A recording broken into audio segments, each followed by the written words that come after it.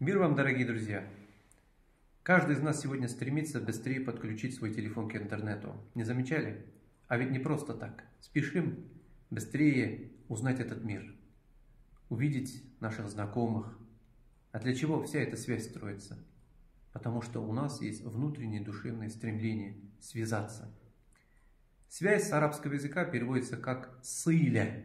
И однокоренным словом из этого глагола есть слово «салят», которое мы также переводим как «молитва». Почему? Потому что молитва – это связь со Всевышним Творцом, который дает нам пищу, который дает нам прекрасный этот свет, который дает нам прекрасных наших близких.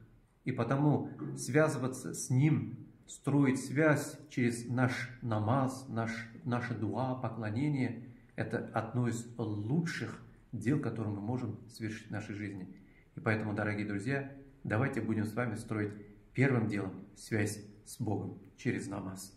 Поэтому желаю вам удачи в этом пути. Если есть вопросы про намаз, приходите в наши мечети. Каждый имам, каждый муаллим с удовольствием разъяснит вам, как надо строить эту связь. Мира и благоденствия вашему дому.